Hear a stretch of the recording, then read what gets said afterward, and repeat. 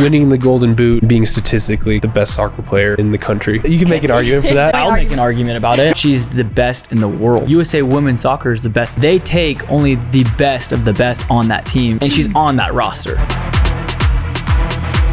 I worked really hard to establish myself as a dangerous goal scorer. That's a difficult touch. She bodies it down to half volley and puts it away. All these areas are firing at the same time. And I'm just at the peak of my game.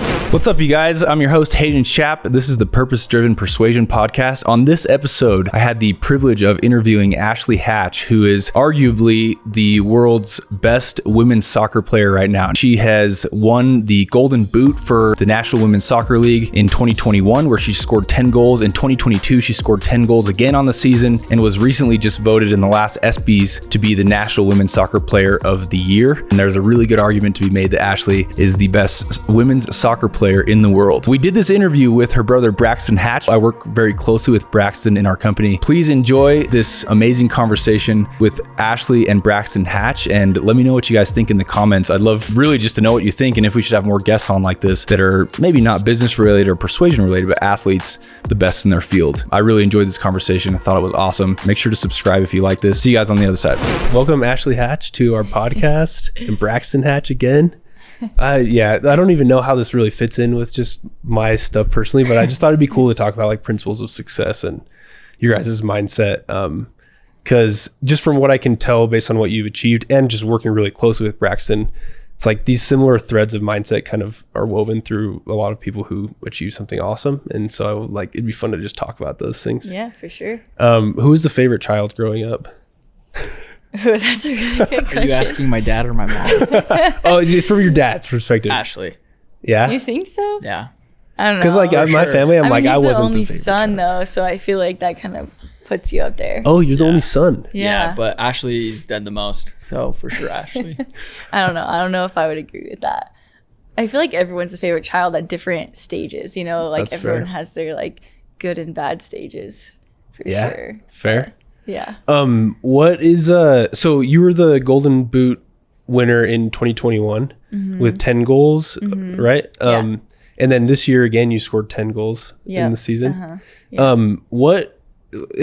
long have you been playing professional soccer, and like how did you get into it? Just as some background. Yeah, for sure. I started playing professional soccer in 2017. Okay. Started with North Carolina Courage and then played one season with them and then got traded to the Spirit, where I've been since, and I just finished my 6th season professionally. So I've been playing for a while. Very nice. Looking forward to, when is the World Cup for women's soccer? The World Cup is this upcoming summer. So Awesome. It's approaching quickly. Yeah, and then the Olympics are in 2 years? Or a yeah, year? the year after this one. Yeah, Okay. so next year. Nice. Because we're in January already. It's crazy. And are those the rosters they just released? No, so they'll narrow down the World Cup roster when it gets a little bit closer. So we have like 3 or 4 camps this year leading up to the World Cup roster, and so just being able to be in consistently is a good sign. It's always good for you to be into camp and like kind of show face, prove yourself, do all that kind of stuff. But yeah, the roster won't be solidified until probably a couple more months. Okay, awesome. Yeah. What are your prospects of being on that roster? That's a good question. I mean, I feel like they're good, but you also never know. So it's the best team in the world, and so competing for a spot on that team is really difficult. I've never been in this position that I'm in right now, so it's kind of like unknown territory for me right now. But having been invited to a lot of the previous camps last year and then being invited to the first one of this year gives me a lot of hope, but there's still a lot of work to do. So we'll see. Is that a consistent thing in your mindset of just like it's never really in the bag, so I have to work for it? Yeah, definitely. Like nothing's ever really given, so it's just like do good with what opportunity you have right in front of you, and then once you finish that opportunity, work hard so you can get the next one. And kind of just like keep doing that. And Interesting. I like that. I wanted to ask you about your rookie season. So as talking with you and Jeff before it, there's a cool story there where you were the rookie of the year in your first season playing professional soccer. But you were on the bench for half the season, is that right? Or what's the story there? Yeah, so I got drafted 2nd overall to the North Carolina Courage, who were the reigning champs at the time. Okay. And so the team that I was drafted onto was really strong. They had really strong forwards. Okay. So it was a deep squad. And so getting drafted there, you know, a lot of people are like, oh, that's cool, but you're not going to play. And I kind of took that as like a challenge, like, okay, well, like, watch me, I will. So I got to the team, super great team, first time ever playing professionally. So like I was a little wobbly at first, you know, like trying to figure out, you know, where I fit, trying to improve my game, catch up with the speed of play and all that kind of stuff. Just worked hard learning from the people around me. Also, you know, listen to the coaches and their advice and like things I can do better at. And just kind of worked hard and waited for an opportunity. And then about a little under halfway through the season, we had 2 of our starting forwards get hurt. And so I had the opportunity to step up and started awesome. and scored my first professional goal that same game. So what's the story behind that, Braxton? Then, because I've seen, is this a video that I see of you where you're just like freaking out? There's like so many of them. That's probably one of them. So with the U.S., when I got my first start, I also got my first start and first goal. And that also happened my rookie year. I got my first start and first Was this goal, in like a record amount of time too? The US, something like the that? U.S. one was, yeah. That's the one that Braxton was freaking out. That was sick. That was sick. From your perspective, what happened, Braxton? She started. We're all like, okay, she got the opportunity. She just needs to execute, right? Super easy, right? So easy. Easy formula. easy. Just get Put the ball. in the net. Just put the ball in the net. I remember kickoff started. We kicked off first, right? Or no? Yeah, I think so. We kicked off, Yeah. started into a jumbo ball, and the ball's just bouncing up. And the Yeah. next thing you know, Ashley had a beautiful touch. And then it was your second touch or what? Yeah. Second touch right in. Freaking out, shirt off, going crazy. Well, Yeah. it was in like 30 seconds or something like that. How was how it, many Jeff? exactly 24 seconds? seconds? 23 point Something like something under 24 seconds. Yeah. What was happening in your mind? Like, walk us through that. Because I feel like these things happen so fast. It's hard to. Yeah. You're not really no, making many decisions. You're kind of on reflex mode. But like, what was that like pretty from your much. perspective? Yeah. So I was in. This was Was it 2 years ago, Jeff? 2 years ago? No. No, it was 2 years ago. It was November of 2021.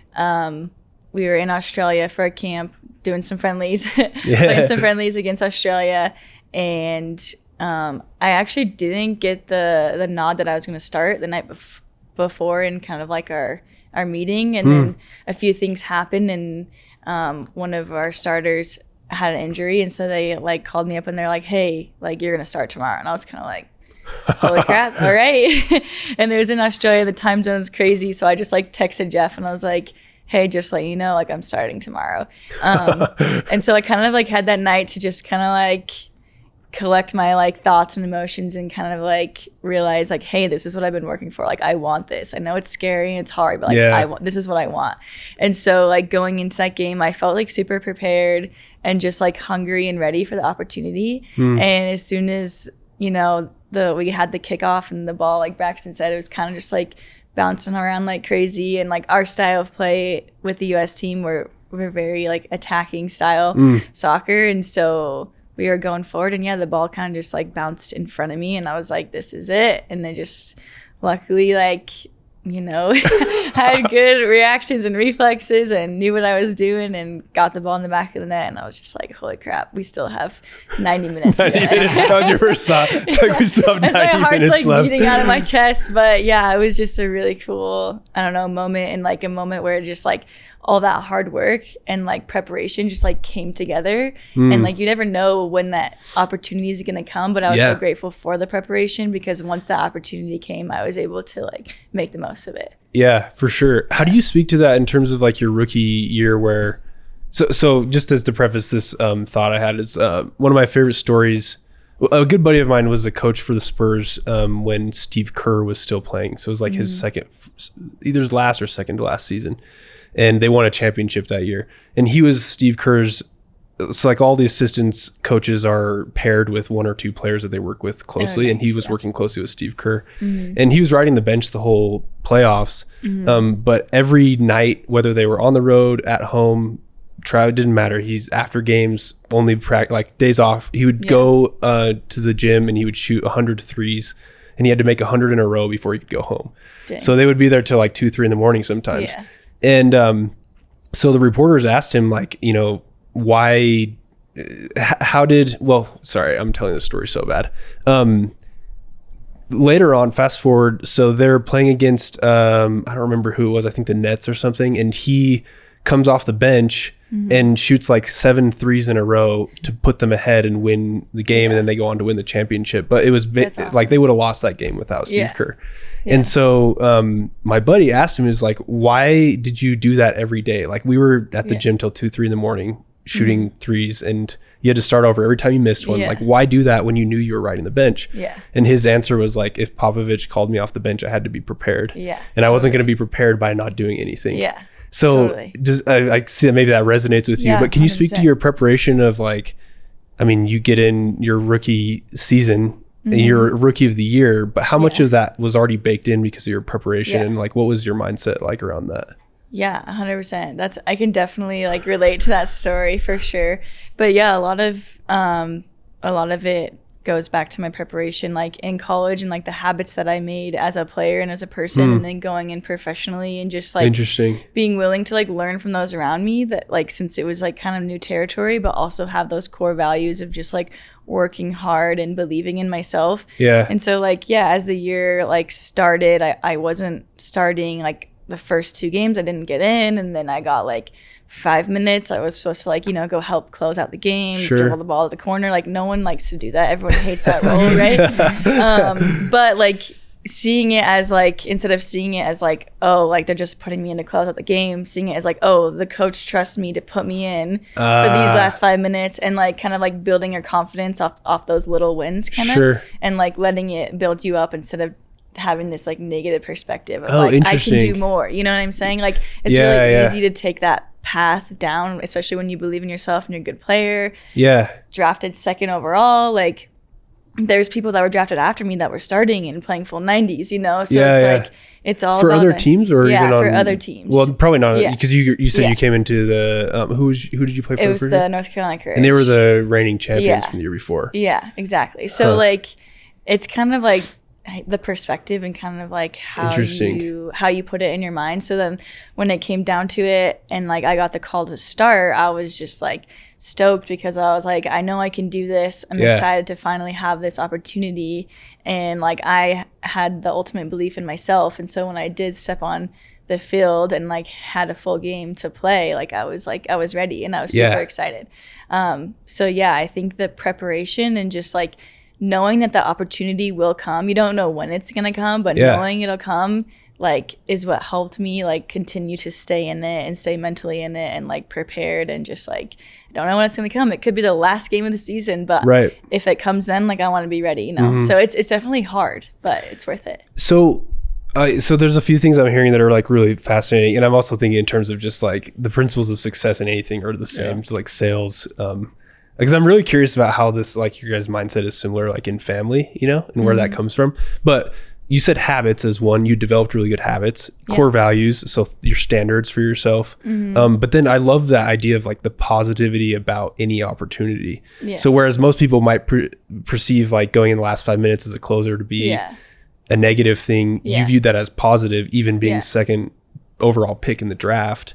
Where does that mindset come from? Is that something you actively developed and then became a habit, or maybe you grew up with it? Like, where does that come from? I mean, I would definitely say it originally like stemmed from like our family, and like the way we think about things, and just like the way we've overcome like challenges as a family. And just like, it's just a way of life. Like, for me, having that mindset, I'm a happier person, and kind of like, I could have this mentality of like, well, with me, like, I'm better, the coach doesn't believe in me, blah, blah, blah. The list could go on and on and on. But that's not how our dad taught us to think. Not entitled, huh? Yeah, no, definitely not. You have to earn everything. You gotta work for everything. You gotta work extra harder. Growing up, we didn't play sports on Sundays, and so that's actually one thing I wanted to ask you about. Yeah, that also like really played into my mindset as a soccer player, because my dad was just like, hey, look, you're not playing on Sundays. So like, in the coach's mind, it's kind of like you're hurting the team, right? He's like, so you have to be like that much better that they're willing to give you a spot on this team, even though there's one day out of the week that you're not willing to play for them. Cool. And so, like, I would say a lot of my mindset and hard work, like, stemmed from that. Yeah. And I think that kind of, like, bled into all areas of our life. And then what would you say? Yeah. Because it's almost like he was reframing for you something that could be negative, especially because like I did sports my whole life growing up too, and wanted to play in the NFL, which was wasn't close. It was never gonna happen. Or there was a world like ever watch like Loki, where like there's branches of the multiverse. There's a world in which I'm playing in the NFL right now. But whatever. Yeah. Instead, I'll just talk to professional soccer players. That's okay. So, but yeah, it almost seemed like your dad was just reframing that for you in a way that's like, hey, everybody perceives this as negative, but this is why it's positive, and this is what you have to do. Because it wasn't just some fake positivity. It's like, no, this is a good thing, but you're going to have to work harder, like logically. You know? Exactly. Yeah. What were you going to say, bro? I was going to say, in like, when you're playing club soccer, because we all grew up playing soccer, obviously I let them have the right to go. You bowed out early. Yeah, you're like, okay, I'm going to be so good at this. I'll let you guys have the glory. But in soccer, and there's academy teams, there's ODP, where people, I remember, because I love just hearing how, the family's doing just in high school, just hearing everything. But like, they're like, her club coach would be like, yeah, she won't become anything unless she does ODP, which is Sunday. Like, she has to give that up. Yeah. And I think that's where, just being open, like they literally said, like, you will never like play college. They said I wouldn't play in college. Yeah. You would never play college. And then to even be in the circle around college or USA people, you have to play Sundays. That's where all the scouts come out to those tournaments. Yeah. And then also they just told her like, oh, you'll never get looked at the USA because they start them really young. Starts at like what, U15 or U12? Like U14. U14. And then literally a lot of those pool of kids. So all the scouts are at those games, and well, that's how the USA finds a lot of their players, is they'll have USA U14 until they get to be old enough to be in the actual and team. They got their eye on you since like day one, basically. Yeah, and Ashley's never done it until college, when they were playing at Rio Tinto. BYU was BYU was going to all go to the game and celebrate, and I'm sure they bought tickets to the game, and Ashley probably bought tickets to her own game, gets the call in, and is now playing in Rio Tinto in college. That's so cool. Yeah. So I think it's cool that what my dad would tell us, and I remember him telling them a ton, like, no, that's fine. You just have to be that much better where they will keep you. Which that idea is so interesting to me, because it's like, it literally is not a delusional like positivity, because I think a lot of the mindset stuff about positivity is pretty it is almost delusional. It's like a lot of fluff. Yeah, no, for sure. One of my favorite jiu-jitsu coaches, he's a coach of like the best jiu-jitsu practitioner like ever. His name is Gordon Ryan. And that's the best guy in the world. But his coach, John Danaher, their group is called the Danaher Death Squad. They're just like really good at jiu-jitsu. That's awesome. But he consistently has like world-class performers come out of his gym. That's awesome. And that is one of the things that he says is like, I think mindset is a lot of crap. It's like mindset comes from working harder and developing actionable skills that you can actually use in real time. Yeah. And that's where your confidence comes from, is like your ability to do things. It's not the other way around. Yeah. But I'm curious of what your thoughts are on that. Is like, well, I guess what's my question here is like, not playing on Sundays, that could be perceived as a disadvantage, but what types of things did you have to do in order to feel that you could even compete at a higher level and be confident in that yourself? Because you say you had confidence in yourself, you believed in yourself. Yeah, for sure. I mean, there's, I think, like 4 or 5 things that like are directly related to confidence, right? It's like you actually doing things yourself, like accomplishing yourself, watching other people accomplish things that you want to accomplish. Sure. What else? Being it's able like, to model them. Yeah, exactly. Or like getting like good feedback from like a coach or someone that you value. And there's a couple other things that I can't remember, but sure. But I would say like putting in the work. So like Braxton would come out with us sometimes too, but he played a lot more basketball than he did soccer. But my sister and I would go across the street and we would just put in hours and hours of work. But it wasn't work like my dad, like, you have to do this. We also had a genuine love for the game. Like, we had so much fun doing it. We were also good at it. And so, like, whenever we were playing on our, like, club teams or high school teams, like, we were, like, successful and we did well. So that definitely helped drive our confidence and our belief in ourselves. And then just the way, like, our dad kind of helped frame our mindset of like kind of like everyone doesn't think you can do this. Like, how cool would it be if you proved them all wrong? You know? And so Dude, that's very much a mindset you have being close to you. yeah, for sure. Is that like a consistent thing that motivates you, proving people wrong, or I think so, but- defying odds maybe? Yeah, but I would say like not in a way of like in a like grudging way, kind of Sure. like a smirky like laugh way, you know, like yeah. like kind of like as a professional athlete, there's a lot of outside noise, right? There's always like, I mean, a roster just got released. There's always people chirping about like this person should be on it, this person shouldn't, this person sucks, this person's great. Sure, yeah. And so like to be able to like either like block out all those things and not really care what people say and like believe in yourself, or if you do hear those things, like grabbing them and using them as like positive or like effective fuel and Sure. like something that can like help you. And so I think for me, like throughout my career, like Braxton said, like I didn't have a normal path. I didn't take the path that everyone took. Yeah. And I wouldn't want it any other way, you know, like I did it my way, and you know, I did it despite other people saying like, no, you're not supposed to do it that way, you know? So I think that's kind of how we approach and attack a lot of things. That's in our cool. life. Well, it's almost like pulling from these different sources of motivation to use them to what you need them to be. Yeah. You know, some people would use them begrudgingly almost. Yeah, exactly. I always hate that form of motivation. It's like not, Yeah. one, it's not very long lasting, and two, it doesn't bode well for like good relationships, you know, if you're trying to like and you constantly wanna, hate people to get better. You want to than be a them. good performer, and you also want to like have a happy, healthy life, and Totally. like have good relationships like with your spouse or with your family and stuff. And so I think it's all about how you frame it and all about how you use it. And yeah, and it definitely takes a lot of practice. I've definitely like, you know, had, you know, grudges or been upset or like had those things before, but like noticing the difference and like that self-awareness is huge as well. Big. Speaking of self-awareness, like, do you have anything you do on a habitual basis that helps you develop that self-awareness to know like what you need to work on or what new skills to develop, or and how much of that is guided by you versus like the coaches that you work with? I mean, I would say our coaches do a great job on the national team and with the Spirit of making themselves available. But it's not going to be as effective if like we as the players aren't wanting it. Sure. So it helps that they make themselves available. And then a lot of it also is me coming to them and being like, hey, like, how can I improve in this or this area? Like at the beginning of the year, we have a lot of like player development meetings, like individual player development meetings. And then throughout the year, we'll kind of like revisit it, seeing like what direction kind of we're going in, if we're making positive steps or if there's areas that need a little bit more improvement.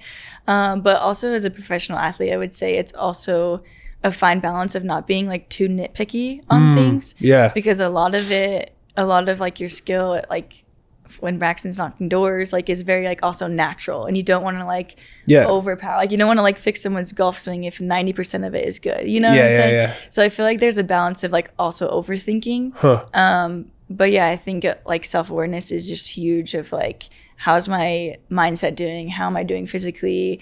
How is my attitude at practice or training every day? How am I like being coachable? Like kind of just being self-aware of like all those aspects of like your career and like what direction you want to go in. So yeah, in 2019 is when I was like serious about my mindset, and I reached out to a sports psychologist and started working with a sports psychologist. It wasn't Craig Manning, was it? No. Who did you start working with? Matt Moore. Cool. He is actually Jeff's cousin. Oh, and cool. He's worked with a lot of like military and stuff like that. Oh, nice. But like, yeah, he's been great, and it's also just like it's helped me a ton because I knew I had like the skills. I knew I had like the hard work and the drive, but I felt like I was getting in my own way, and so I knew that like in order to kind of like take that next step, I needed to work on my mindset, and I knew I had a good base, but I knew that I wanted to go further. So I was like, I was self-aware, and I was like, this is an area that I know I can improve in, so I'm going to do something about it. That's so interesting, because that leads to this cool, interesting thought process of like how much of success is, because I mean, statistically speaking, last year you were the best women's soccer player in women's professional soccer. I mean, right? In 2021. 2021, yeah. And 2023. Well, sorry, we're in 2023 now. What the freak? Yeah. And in 2022, you scored the same amount of goals. If that's how you count, who's the best? So that always is, I'm curious about that, is like how much of success at the high levels is mindset versus skill set. And or is it like this continuum where you have to have a certain amount of skill set and then now you layer on top of that mindset? Because that's kind of what I'm hearing in your story. Yeah. That resonates with me personally, but Yeah. what's your opinion on that? How much of success is mindset versus skills? I mean, I feel like a lot of it is mindset, mostly because once you get to the level that I'm at, like everyone's good at soccer. Yeah. Like everyone had their own path. Everyone had to have the skills to get to where we're at. Sure. But like those skills are nothing if you can't like believe in yourself and use those skills. And if your mindset isn't in the right place or isn't sharp, then you're not going to be able to use those skills. So I mean, like it's directly correlated and it's so intertwined. Interesting. And I would say mindset is really important. I mean, you watch players that are like really, really good, and like a lot of players will start off strong like their rookie year, kind of because it's kind of like unknown and like this blissful, like I'm so excited and I'm getting this opportunity. Dude, does that sound familiar? It's like Yeah. literally how like lots of rookie salesmen and are. then they get that opportunity, and then they put that pressure on themselves, or you put that pressure on yourself, and you're either like scared of like more success, or you're scared that like, was that a fluke? Like, am I actually good enough? Like, so that's when you kind of start seeing players like not producing like they used to, or like kind of like you can kind of like see it in their play out the field, like, oh yeah, that person's playing confidently, or like that person's not. And it's crazy. So I would say a lot of it is mental, but you also have to still work on your skills on the physical side. Sure. But yeah, I don't know. It's crazy. Interesting. It's like it's a trick question, I think, honestly. And I actually hate that question, but I don't know why I'm asking it. But it's just kind of fascinating to get people's perspective on it, because it's hard to tell how much of a mix it is, because the fact that you're playing professional sports and at the level that you are, like one of the best in the world, doesn't that begin with mindset, you know? And then like, okay, well, you have to be really good skills wise.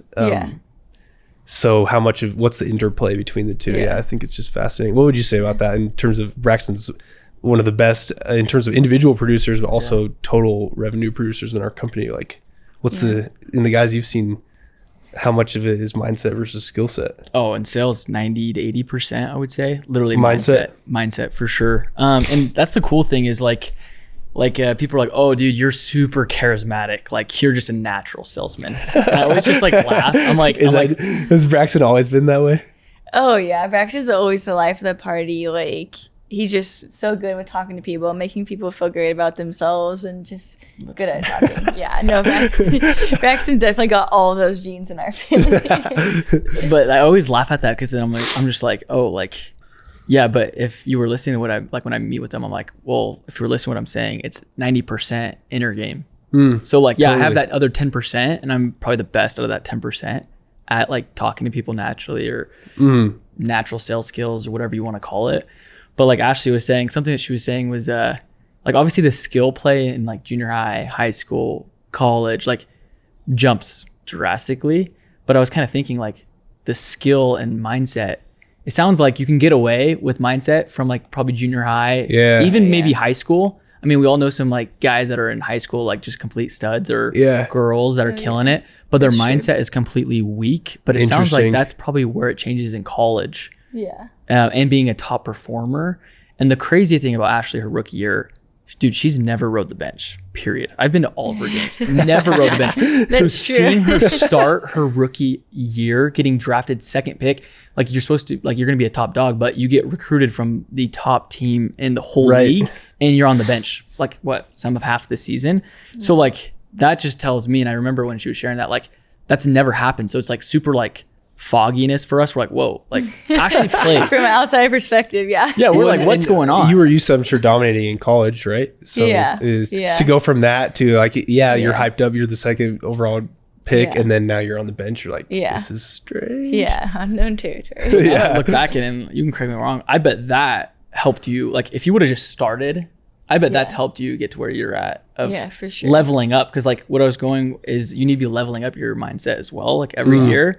But I bet that helped 10x your mindset of like being ready, developed, and executed. Interesting. It's kind of like the perspective we were talking about. Like a lot of people would have seen that as like a setback in your career, right?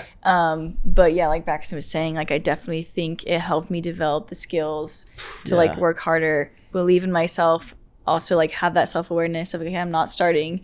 Do I really want this? Yes, I do. What do I need to do to start? And so like, like I think people might see that as a setback, but I think it was definitely like a pivotal point in my career for Cool. sure. Yeah. That's so cool. It's just so funny how really all setbacks can be turned for our good if we allow them to be, and I think we believe that from even a spiritual standpoint, but just fundamentally it's true across the board. Like if you allow them, I think failures are actually way more important to success than successes are. Because if you're successful right away, it's hard to know why, Mm-hmm. It's like you start right away your rookie year. It's like, how do you ever know what weaknesses need to be exposed for you to get to another level? But the victory is also not as sweet. No, exactly. Yeah. As a byproduct of it. But if you're forced in a situation to like reevaluate and become self-aware and say, like, what things do I need to do to level up? Like that turns for your good exponentially in a way that's way different than if you were successful right away. Yeah, totally. Interesting. I have a question about, you said you didn't play on Sundays growing up.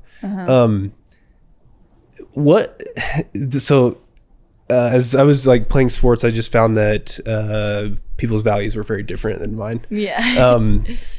And because we had the same rule in my house, we just didn't play on Sundays, even though there were lots of opportunities to, and we supposedly were missing out. Yeah. In what ways has that hurt you? And in what ways has that like moral kind of boundary or core value for yourself, like actually helped you in succeed at the professional level? Yeah. I mean, I would say like in hindsight, like it's helped me succeed a ton and shaped like who I am as a person and as a player. Yeah. I think like Braxton said, like there's a lot of other like there's the Olympic Development Program, there's ECNL, there's all these other like higher level like tournaments and teams that I probably could have been a part of, and I probably would have been successful, and I probably maybe my opportunities with the U.S. Women's National Team probably would have come sooner. Yeah. I'm now getting those opportunities with the U.S. Women's National Team.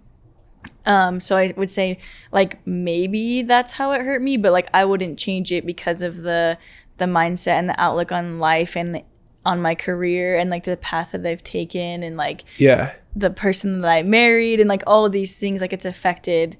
And so I wouldn't have changed it, but I would say my mindset for sure of just like working harder, not expecting anything to be like handed to me. Interesting.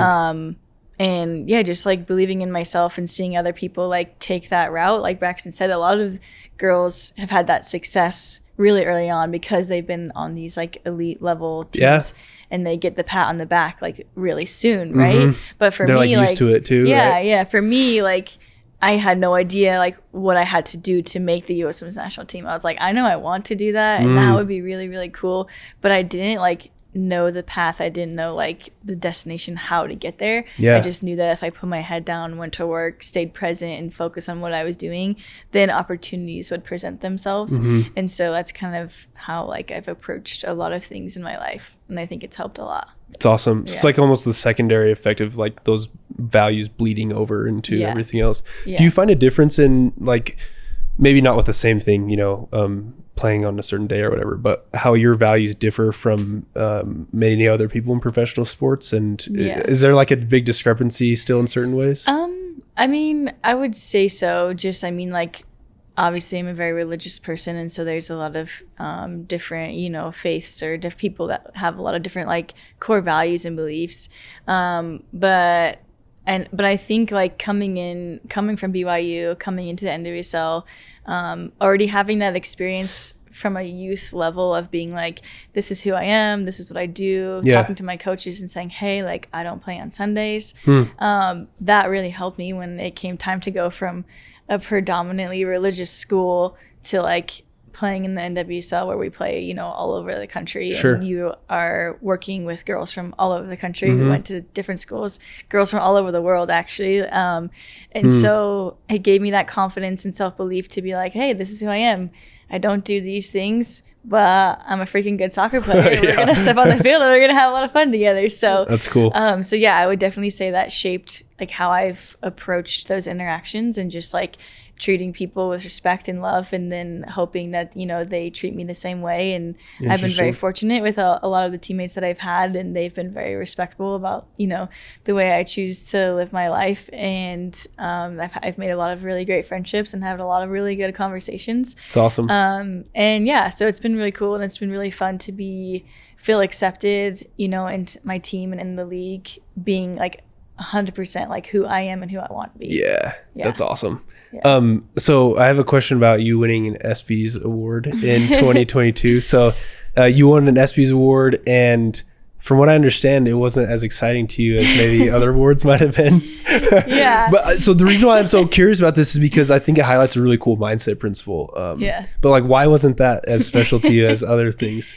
Well, I mean, first of all, I would say I'm very honored to have won an ESPY, also have been like nominated to win an ESPY. So Which that is awesome, obviously. is really, really cool.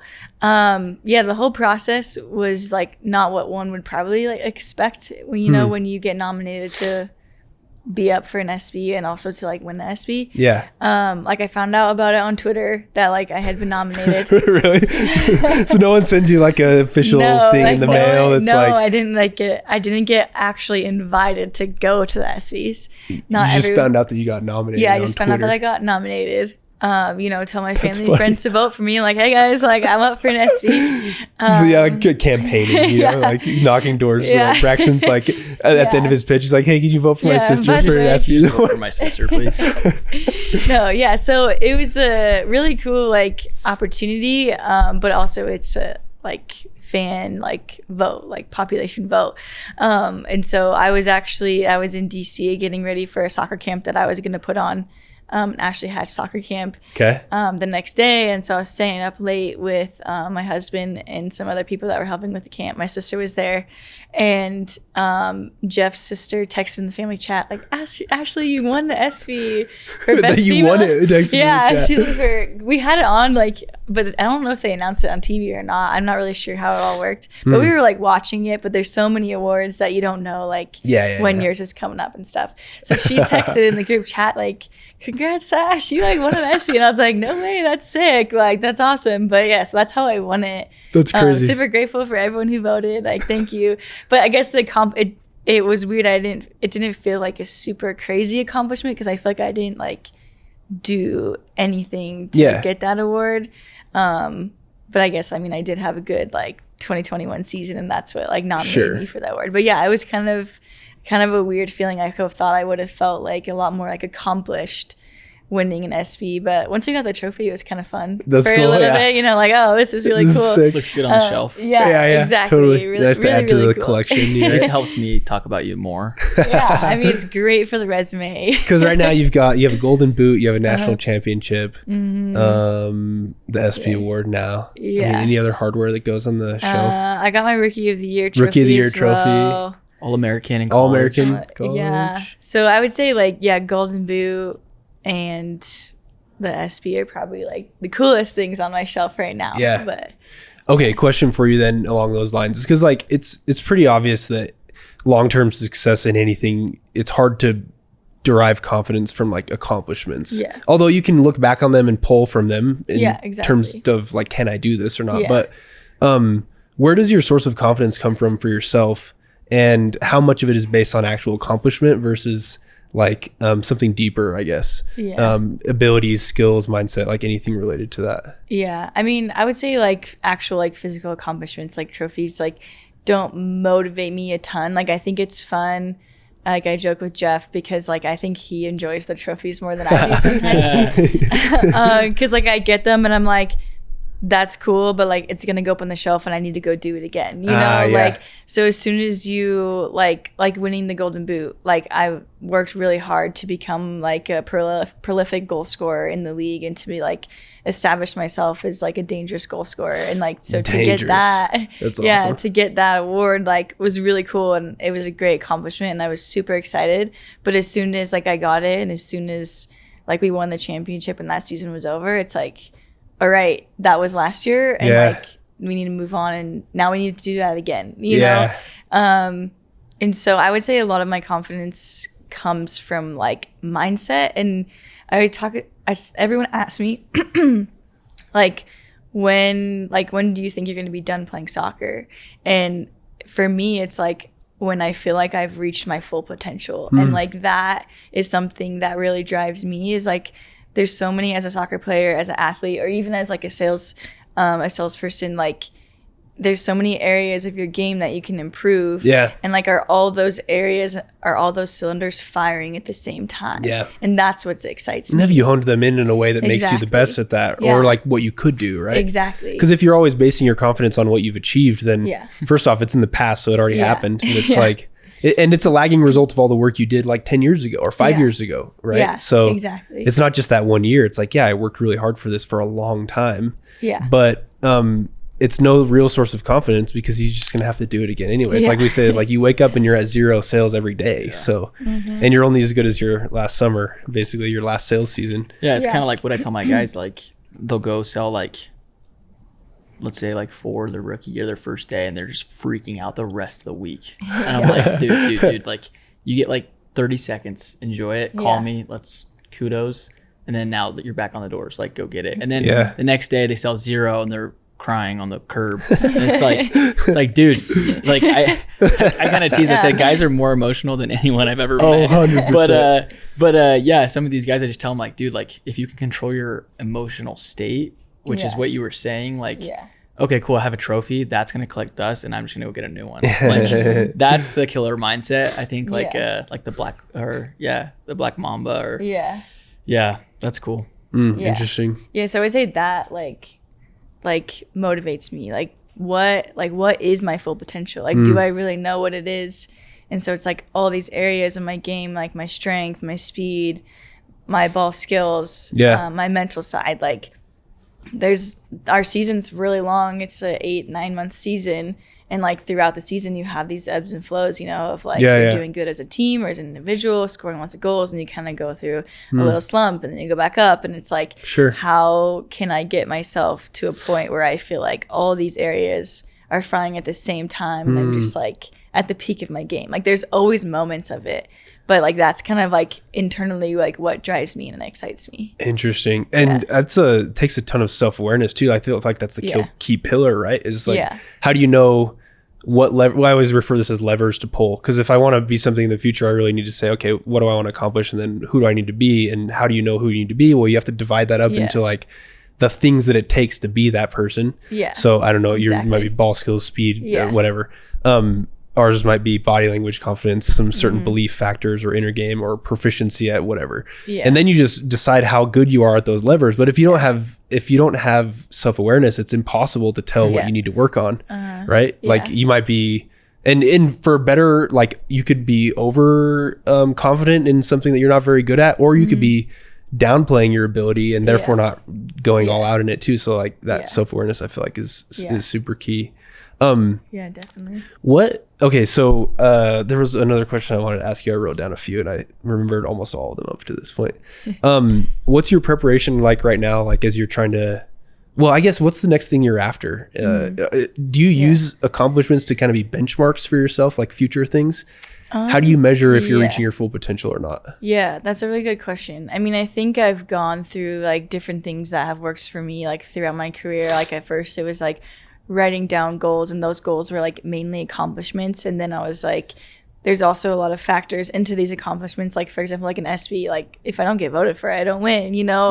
Or like I'm also a part of a team. So like I could be doing well, but if my team's struggling, so like kind of like figuring out what tangible goals and like not tangible goals, like what's in your control. Yeah, exactly. Like what can I directly influence that will help me become a better soccer player? Interesting. And so like for me, that's like, it's showing up to practice every day and being very consistent on like what I contribute to not only myself but also to the team. And like, am I directly like impacting everyone in a positive way where we're going to move everyone forward, or am I taking away from everyone? So that's kind of how I like measure success. It's more like small incremental like improvements or areas of my game that I get more excited about, instead of like, and I know that if I'm doing those things that I will get those big accomplishments, like winning an NWSL championship or winning the Golden Boot or whatever it may be. So I'm kind of like I like to focus on like the here and now, what I can directly do. For right now, like the big picture, big goal for me is to make the World Cup roster. Never done that before, never been in the position I'm in now to win that. And so like if I think about making that World Cup roster every single day, it could become overwhelming. And it Sure. could, because there's just nothing like I can do to like, I can't like call up the coach and be like, I want to make it. You know what I'm saying? Yeah. So like, I know that if I put my head down, go to work, I've been here in Utah for the off season. Purposely, I've been intentional about where I am for my off season because I want to work with Jordan Pendleton on my strength and conditioning.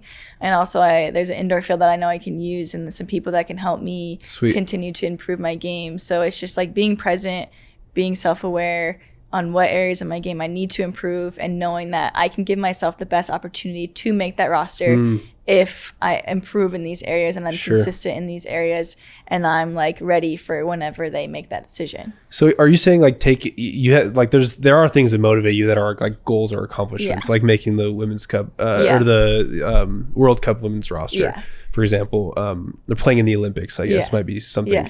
But then like, because that itself is just so overwhelming, how do you focus on the here and now to give yourself the highest likelihood of doing that? And there are then tangible things you can say, okay, well, I'm going to work on, these sets of skills, these mindset principles, this aspect of my strength and conditioning. Is taking that long-term thing you might be really motivated by, and then boiling it down into things you can control. Yeah, exactly. Yeah, like when I was talking to my sports psychologist about it, he kind of like, the imagery that he kind of gave me was like, you have this accomplishment or this roster that you want to make, World Cup, Olympics, whatever it may be. If I'm like focusing on that every single day, I can kind of almost like paralyze myself. You know what I'm saying? Like, I'm not doing enough or whatever it may be. So it's like literally like take it, put it up on the shelf. So like, it's there, but like the here and now, the things that you're doing right now, those are the things that are going to directly influence your chances of like taking that off the shelf or opening the closet and be like, oh, there it is. You know what I'm saying? Totally. So like a lot of just like imagery or just like being able to compartmentalize things and use those things to my benefit instead of like detrimentally, you know, because like things like that comes around once in a lifetime for some people, especially with the way that, the competitive nature of women's soccer, like, so it can be super overwhelming if I'm just focusing on that every single day. Yeah, totally. Sounds like married to the process. Right? Divorce yourself from the results, get married to the process. That's exactly what I was hearing, because like every time we're talking about like her accolades or trophies, like we're excited about it, but she's like, like you should see my trophies. Like I freaking love that, by the way. And so that's what I love that. It was like, just focus on the process, marry the process. The results will be there. Yeah, they'll always be there. And they don't really matter a ton unless, you might use them just as indicators to say like, I feel like I'm probably among the best in the world. And so therefore I should get these things most likely if I'm working on it, but anything could happen, right? Like, yeah.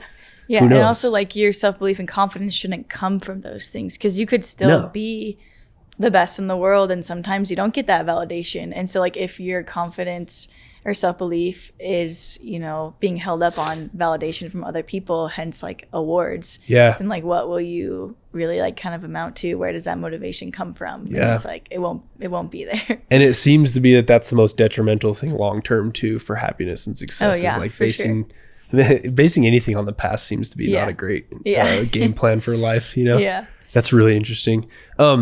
I like how you said that you like just you mentioned a couple times like having fun and really loving, or like bringing your team up to a different level just by being a positive influence. How much do you just have to actually like love the game in order to even want to be really good at it? I would say it's a huge part of the process. If you don't really love what you're doing, it's going to be really hard. It's going to feel forced. And you're not just being like true to yourself. I would say like when in 2019, when I decided to like reach out to a sports psychologist, is when I kind of like felt myself not enjoying it as much, but I knew I had more in my tank. I knew I had more potential. But like something was off. I was also like in a situation with the coach who was very like vocal, and so I also realized that I let a lot of fear kind of creep into my game, and I wasn't like playing freely out on the field. I kind of felt like stiff, and just like I was more afraid of like messing up and getting yelled at than just like having fun, being creative, and being myself. So yeah, I feel like that was when like my mindset and my personality, like a lot of who I am as a player, like really shifted for positive in the good direction.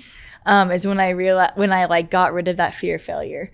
Interesting. And it can be really paralyzing, the fear of failure, and you can see it, like you can physically see it in players when they have that fear of failure, and I'm sure you can see it. Oh, you can tell like in 5 seconds you're like, nope, that guy's not selling at all today. Yeah, unless something changes. Yeah.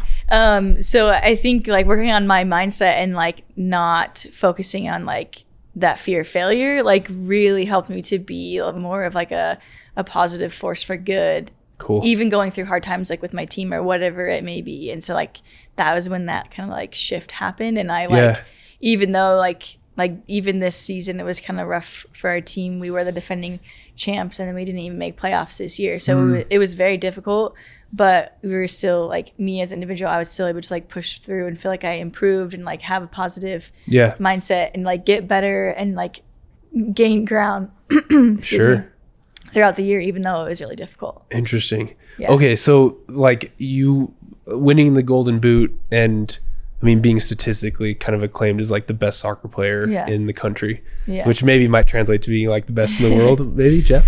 Is that right? I don't know. Or something like that. You can make an argument for that. Well, I'll make an argument about it.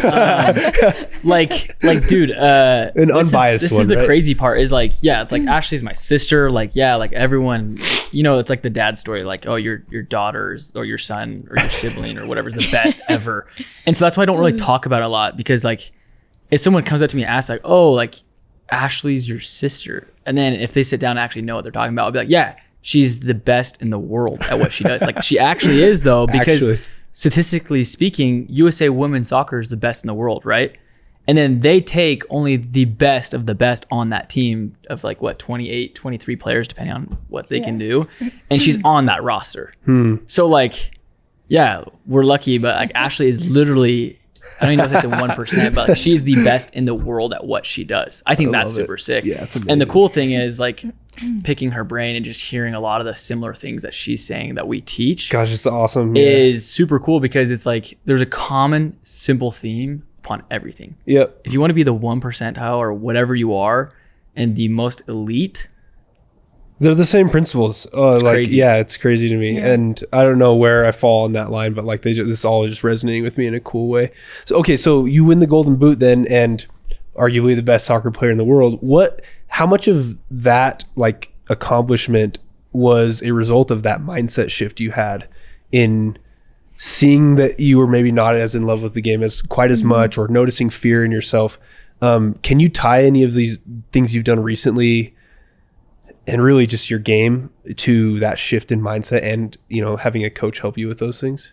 Oh, like 100%. Like I would say I think that was a very pivotal moment in my career, is making that decision to work on the mental side of my game, because like I knew I had the skills and like the abilities, but I wasn't using them to my full potential, and I wasn't having that fun, and I knew that was getting in my way. Yeah. And so I don't think if I removed that barrier, I wouldn't have had those accomplishments. So I'm really curious, like what types of things helped you see it differently and shift so that the fear wasn't there anymore? Yeah. Like even whether there were specific practices or just principles, like what helped? What was it? So when I met with my sports psychologist, I had like, the great part is like everyone's different and different things work for people. Something might work for you that doesn't work for me, or vice versa. Sure. And so that was kind of like his philosophy, which I thought was really cool, because very personalized. Yeah, some people might have this like mold and it's like perfect for everyone, but I don't believe that's how it works, because everyone does things differently.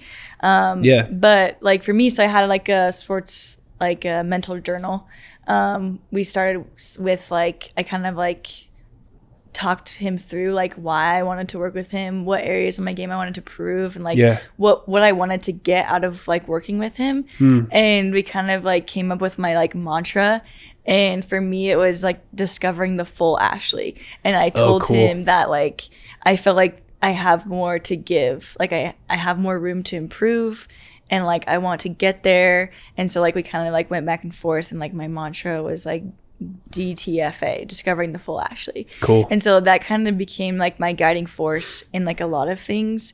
Like if I didn't and like we were very intentional about like the words that we chose, right? So like the full Ashley, like encompassing everything, the good, the bad, the ugly, the successes, the failures, like it's all part of it, and it all is intentional. Right? That's so cool.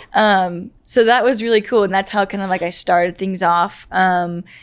He kind of like showed me like a lot of like meditation like techniques, and also like breathing, and like breathing became a huge part of my game in just like calming nerves, or like changing like the tides of like how I was playing in a game, and like being very present. Like there's so many, like I've been working with him for 2 or 3 years now. Seems like it was just yesterday we started, but I've been able to like use and take a lot of these techniques and apply them into like my performance in like different like situations and stuff. So Interesting. yeah, I could talk about it a ton. That's my favorite subject. I mean, it's like we have our sales training that I developed, and I'd say there's like 100 hours of video, and the majority of it is inner game stuff. Yeah. But from a very tactical approach, like it's not frou-frou, like manifest your dreams type of thing. It's more of like, okay, so like breath work, for example. Yeah. Like what types of breath work activates you versus puts you in calm? Yeah, for sure. What are the principles, when to use them type of thing?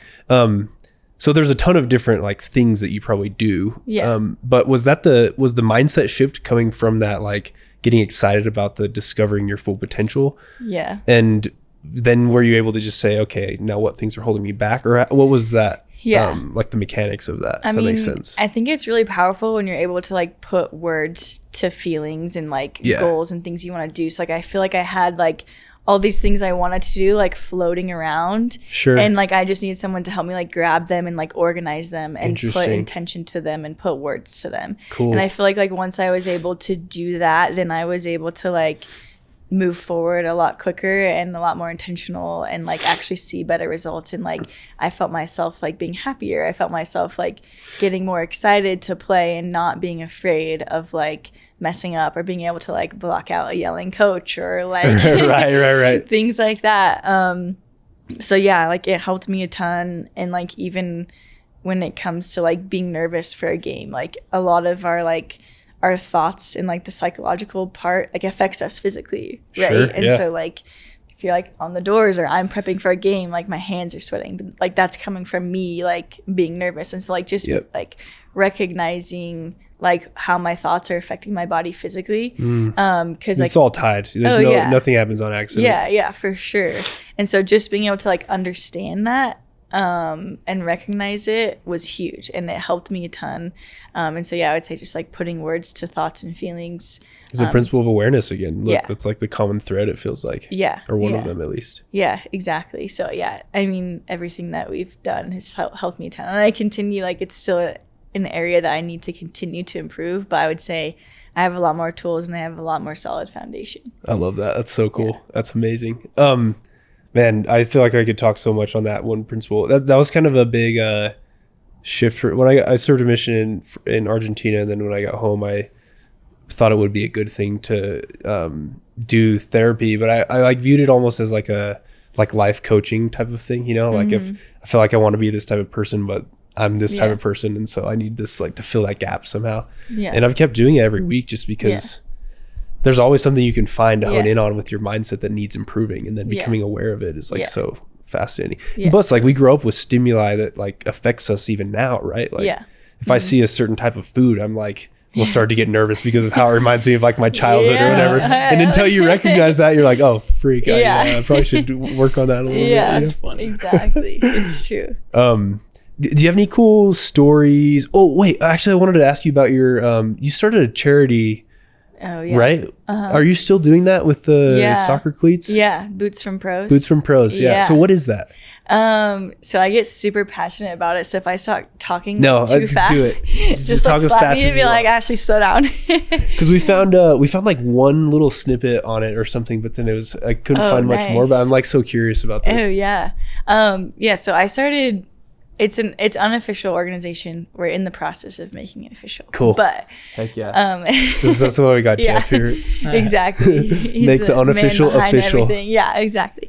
But so Boots from Pros, I started it in 2019, Jeff? No, 2020. Right before the COVID year. Cool.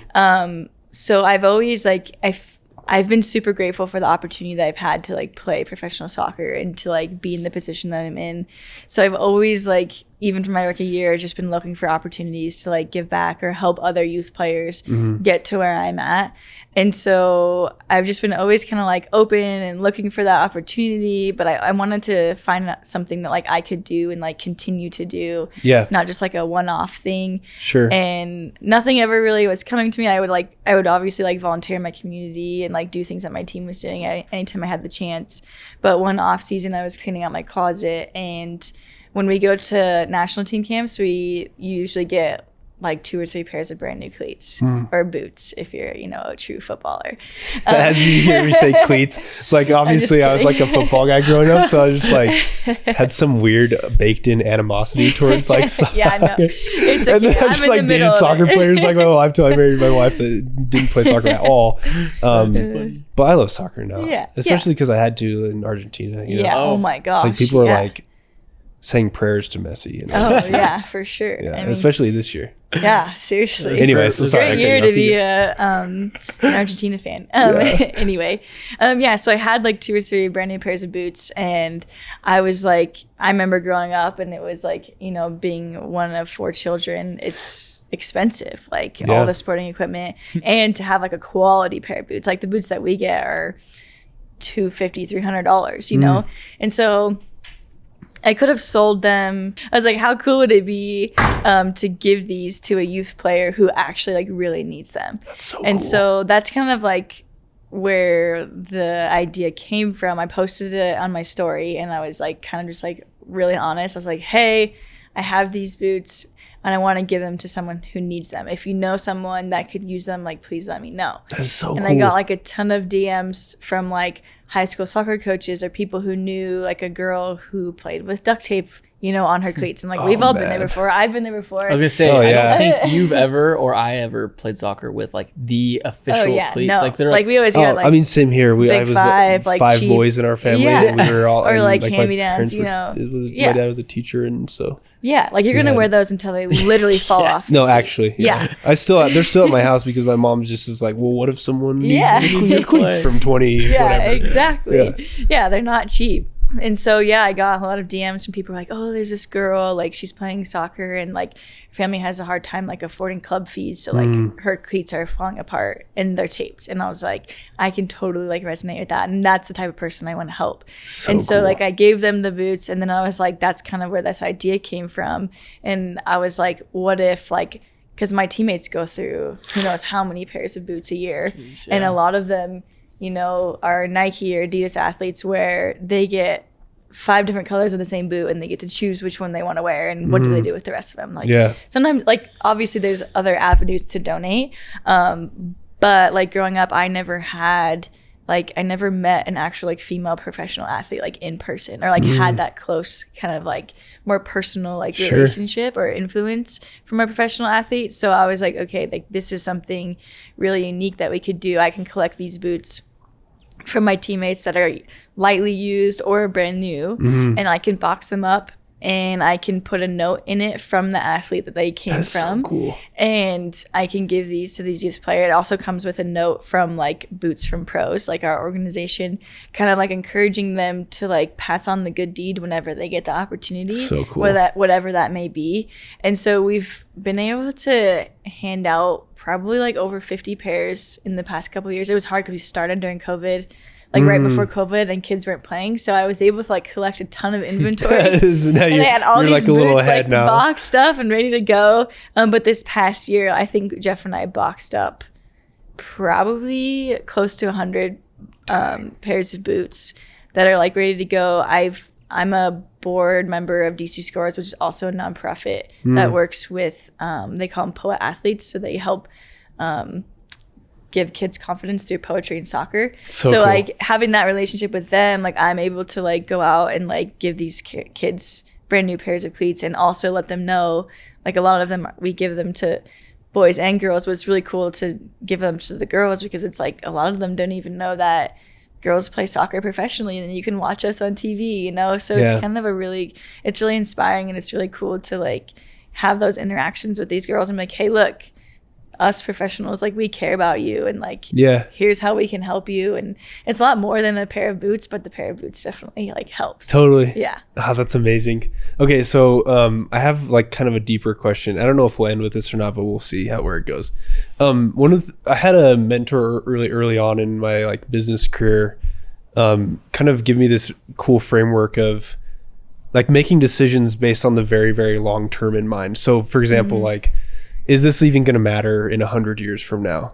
And really trying to make short-term decisions based on like if they will actually matter long-term, you know? And so I've thought about this a lot, and even in much of our sales training, like people will ask, at least for my part of our organization or my business, like, how are you guys able to produce as much as you do? And I actually tie it to this one principle that I'll then derive a question from, which is, you know, I've often thought like, when I'm on my deathbed, basically, does selling pest control matter? Does like owning part of Moxie matter at all? And if so, like, if it doesn't matter, first of all, why am I even doing it? And second of all, if I want it to matter, what would I need to do in order to make it matter? You know? Yeah. And so I keep having this question come to mind that I want to ask you is like, on, you know, that when that day comes where you're like surrounded by your loved ones and it's like time to call it quits, maybe it's like, what role does playing soccer play in the things that matter most to you in your life, and like, you know, legacy or influence, like long term? I mean, obviously an obvious one is just the charity, and I love how you're doing that. But like, do you think about that at all? How, if so, how much, and how much does it play an influence in your short-term decisions? Yeah, I mean, I would say it plays a huge role in it. Like I said, when I had that shift, I think I would think about that all the time. Like, we have the opportunity to go travel the world and play in front of thousands and thousands of fans, and no matter like what the result of the game is, or no matter even if I played or I didn't play or whatever, if I scored and I didn't, without a doubt, after the game, there's always little girls like wanting our autograph, or wanting just to like have a moment with us, or wanting us just to like recognize them, you know? And so like that always puts things into perspective for me, because there were people who came before me who paved the way and created the way for me to be able to do what I'm doing today. And so like, how can I continue that legacy? How can I continue to contribute to that? And like, being successful in soccer and using my platform for those reasons is like a huge motivation for me. And like you said, at the end of the day, like when I'm done playing soccer, like, the awards are going to be cool, or people might talk about, you know, like gold medals, this and that, but like at the end of the day, they're mostly going to remember how I made them feel, if I inspired them, and why I inspired them. And so for me, that's what it's all about, really. And like having that be kind of like my guiding compass and my force for good, instead of like, oh, I want these awards, has really helped me with like just like my happiness, quality of life, just like purpose of life. And it's just, it's helped me just kind of put things into perspective and move forward, I guess. Man, that's amazing. Yeah, it gives me chills. That's really inspiring. I feel like, you know, sports is a fascinating thing, because I've often also thought about like, okay, you know, what if we like entered into World War III or something? Like, what are the first things to go? And really, like, I've studied a lot of history, and like World War II, basically every business repurposed itself to support the United States. So like businesses didn't really go away. They just kind of like shifted their focus to help manufacture and produce things that would help us, like, you know, win the war for a greater cause. Cool. But what's also interesting is like during every great calamity, like sports has been something that we in our country have relied on for like inspiration, actually. And it's meant something like way more than just sports. And I don't know, I just, during the hardest times, it's funny how like sports isn't the thing to go. Why? Because like we look towards greatness to inspire us to do things like in our own lives, you know? I'm like listening to this whole conversation. I'm like, man, I'm just like doing business, and I think that's fun and that's my game, and no one knows or really cares, but I'm like inspired by the same principles you're talking about. So thank you for that. Braxton, anything you want to close with, dude? No, this was awesome. I'm glad you're at least here, even though you didn't talk a ton, but I really love Braxton. I love your guys' family. So if there's ever anything that I can do for you guys, like whatever, I don't even know what that is or how much I can or whatever, but like I'll do anything for you Oh, guys. You guys thanks. are amazing. Yeah, Yeah. we Anything you want to close appreciate with it. for like your fans, Ashley? Oh gosh. I don't know. Thanks, I guess. Since you're so fueled by obviously the popularity of this all. I mean, Yeah. her I'm just fan kidding. base, I mean, is everywhere. But like, she played at Provo, like she played at BYU, so like, Yeah. It's always fun like being back in Provo and like coming back and seeing like old like my soccer coach in Rockwood saying hi, like just seeing like where I started and where I like developed a lot of these traits and like first faced like adversity like in my career was like my first big like speed bump I feel like was my injury my junior year. And so kind of like seeing where things started and like to kind of see where I was and where you are now. I am now, like it's always very humbling and like I'm just super grateful for all of the people that like believed in me back then and who've always like had my back and just like have been super encouraging and supportive, and to like see that I have a lot of those same like fans and supporters that I did back then that I do now, you know, so like, that's always really cool. And That's obviously awesome. My family is Of course. Biggest I rock absolutely solid. love watching Braxton watch you because of how like Yeah. amazing that is in a family dynamic to have people who like really genuinely are happy for your success. And as odd as that might seem, I don't think that's very common actually, unfortunately. It's just cool to see. Yeah. Okay, I have one more thing though. All right. So what was the time in your career, even, you know, when you were younger included, that was the hardest for you to see something positive in the future? Like maybe you're injured or something like that. Was there a time where it was just like incredibly challenging to keep going or to want something great? I mean, yeah, I would say I've had several moments like that. I would say two moments come to my mind. One was when I was playing youth soccer and like I had all these questions from my dad about like I wanted to play at BYU, but that was kind of an unknown, didn't know if I wanted to go to college, didn't know if I wanted to play soccer. I knew I wanted to, like, I love soccer, that's all I knew. But I knew like I had to work hard to like get there. And so like BYU, getting a scholarship there was like unknown. And I remember one night, like Bree and I, my dad got us, my uncle made like this makeshift like sled that we would pull for like sprints and like running and stuff. It was Cool. super ghetto, That's but awesome. it worked. And we would do kind of like it wasn't like an actual 400, but we do a whole lap around like the park as fast as we could, and then we'd switch and like That's awesome. we would do that for like conditioning and sprint training. Like no science behind any of this, just working hard, you know? Yeah. And I remember we were doing it like literally in like the light of like the moon. Like this park didn't have lights. And I remember thinking to myself, like, is this worth it? Like, what the crap are we doing? You know, like, and I was like, is this really gonna like pay off? Like, is this, because it was hard. Like, it wasn't easy. Like, it was like probably like a Friday night. Like, all my friends would probably be like at the movies or something, you know, but like it was just like so ingrained in us to like work hard. And a lot of that obviously came from like family dynamics. And then also just my dad like telling us, like, if you want to make it, you have to work hard. Yeah. But it was kind of that moment of like, do I want this for myself? And it was like, is this really gonna like amount to anything? But I was like, I hope so. And I just kept doing it, you know? And then like obviously had the opportunity at BYU and it worked out and stuff. And then I remember my senior year at BYU, I had entered the draft, didn't like tons of like unknown there, like didn't know like where I was going to get drafted. I also had gotten called into like a US U23 camp. I also was taking a full semester worth of classes in a half semester so I could leave early. And like my world was just like chaos. And I was like so busy. And I was like, US Soccer had given me this packet of workouts to do that were new for me. And they were like super, super hard because I had to be in like the best shape of my life for this camp. I also was like prepping for the draft. And I was also prepping to move to wherever I would get drafted. Right. Also trying to Which you finish didn't all know, my so it's like... Also trying to finish like all my classes in a half semester.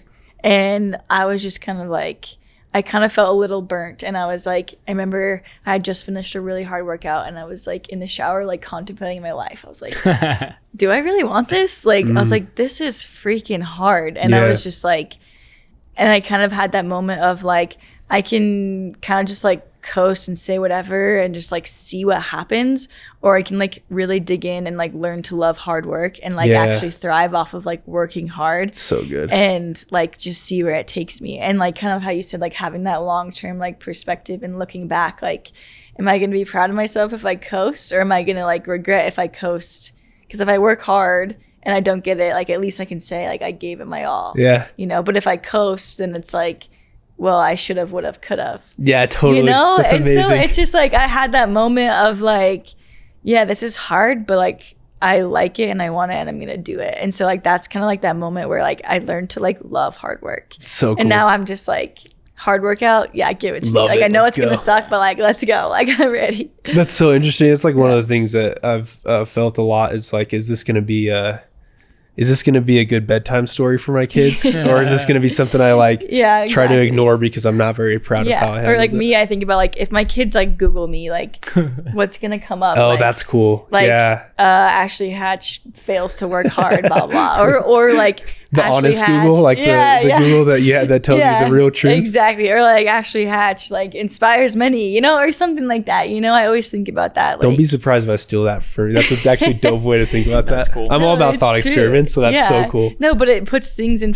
perspective because like those things do happen. Yeah, like, totally. Yeah. So So the reason I asked that question of like those hard moments, how old were you at the first one with Under the Moonlight? And I was probably like 13. okay, so your Yeah. 13-year-old self Yeah. doubting or wondering, is this worth it? Yeah. And then you're going into the draft self, Yeah. So like 21. 13-year-old self and 20-year-old self, 21-year-old self, just wondering like, is this worth it? Yeah. What would you tell those girls as you now, like knowing your perspective now, like Yeah. what would you tell them as they ask that question? Yeah, I would tell them it's definitely worth it. And I would tell them my previous self to like continue to like believe in myself and just continue to like stay true to who I am, stay true to those values, and don't really listen to like all those people that like aren't in your corner. I feel like Yeah. sometimes we give too much power to those people and we give our power away by like listening to those people. And so I would tell myself to like, it's worth it. Just work hard, do your best, and it'll all work out. I love that. Yeah. So good. I think we should just Yeah. end with that. All right, Ashley Hatch, everyone. Thank you so much for Yeah. being willing to be on whatever not many people will watch this, but now that you're on here, maybe your friends will like it. So I watch always it. I joke like that the clips that you guys do. They're they're great. yeah, You do a good Bjorn does job. it. He's a killer job. I joke that like the only people that watch my podcast are like the sales reps and my dad. So, They at least say my dad will this. have a really nice fight. I know. So thank you so much for Thanks, man. You got it, Okay, yeah. awesome. Thanks, Yeah. guys.